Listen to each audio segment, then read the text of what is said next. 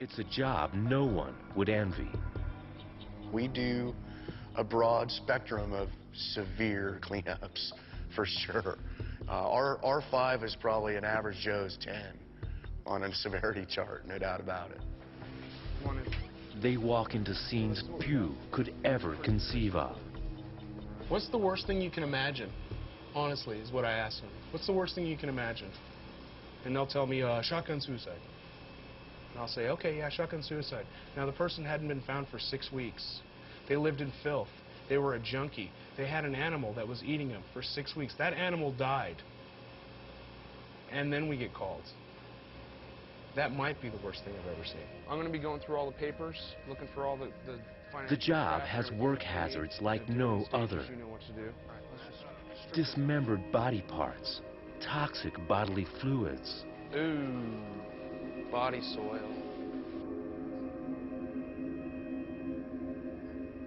I think people find a lot of things difficult on jobs, but primarily is exactly what you would think. Blood, skull, brain, clumps of hair, maggots, all the insects is very shocking. For the crime scene cleaners, nausea is just part of the job. I have to get it done. I mean, there's not much of a choice. It's my rep on the line. So I'm going to get it done, even if I'm puking in my respirator while I do it.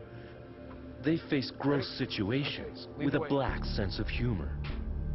You say maggots, I say money.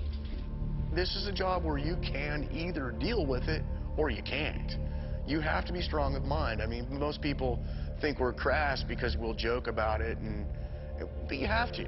I mean, there are coping mechanisms that you're equipped with, and you either cope or you melt.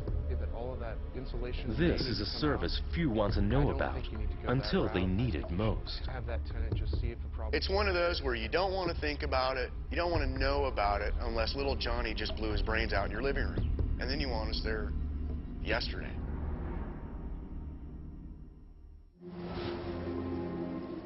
Four-year veteran Sean Clark faces a daunting task. A man who leapt in front of a speeding train. Sean's job is to rid the train of every piece of flesh, every hair, every drop of body fluid. He combs every inch of the undercarriage, looking for remains.